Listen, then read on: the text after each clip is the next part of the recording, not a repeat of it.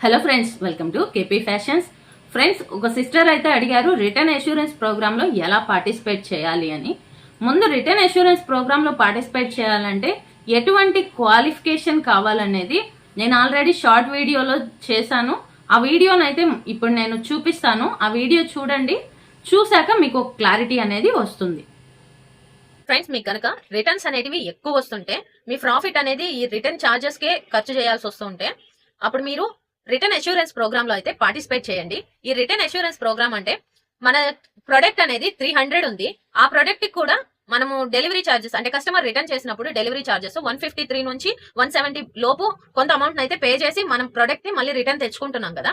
ఈ return charges తప్పించుకోవడానికి మీషో అయితే మనకి 300 ప్రొడక్ట్ కి 15 రూపీస్ అంటే 100 కి 5% అనేది మీషో ఛార్జ్ చేస్తుంది. ఇలా 15 రూపీస్ అనేది ఛార్జ్ చేసి మన ప్రొడక్ట్ కి డెలివరీ ఛార్జెస్ లేకుండా తీసుకొని వస్తుంది. డెలివరీ ఛార్జెస్ అనేవి మీషో పే చేసుకుంటుంది. ఇప్పుడు మనకి 2 ప్రొడక్ట్స్ అనేటివి రిటర్న్ వచ్చాయి అనుకోండి. 2 ప్రొడక్ట్స్ రిటర్న్ కి మనకి ఎంత అవుతుంది? 153 అంటే మాక్సిమం 150 వేసుకుందాం. 300 అనేది ఖర్చు అవుతుంది.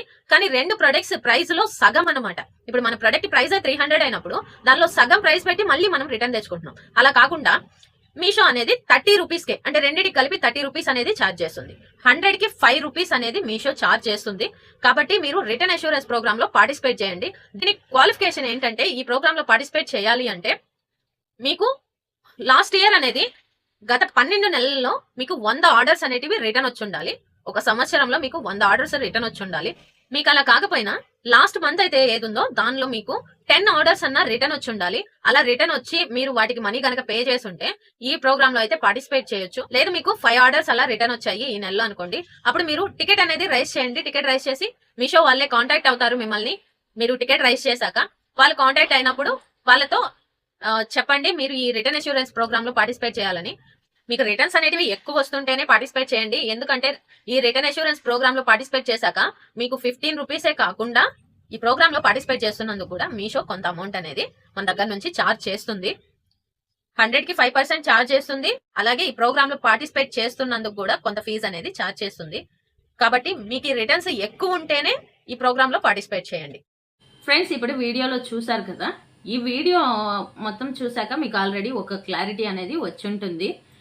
ఇప్పుడు మీరు రిటర్న్ అష్యూరెన్స్ ప్రోగ్రాంలో పార్టిసిపేట్ చేయాలి అనుకుంటున్నారు అనుకోండి. ఈ వీడియో అంతా చూసాక కూడా మొబైల్ స్క్రీన్ మీద నేను ఎలా మీరు పార్టిసిపేట్ చేయాలని అనేది చూపిస్తాను. ఇప్పుడు మొబైల్ స్క్రీన్ మీద కూడా ఒకసారి చూడండి. ఇప్పుడు నేను మొబైల్ స్క్రీన్ మీద చూపిస్తాను చూడండి. ఇప్పుడు మీషో యాప్ని అయితే ఓపెన్ చేయండి. అంటే మీరు రిటర్న్ అష్యూరెన్స్ ప్రోగ్రాంలో పార్టిసిపేట్ చేయడం కోసం ఈ ఈజీ స్టెప్స్ని అయితే ఫాలో చేయండి.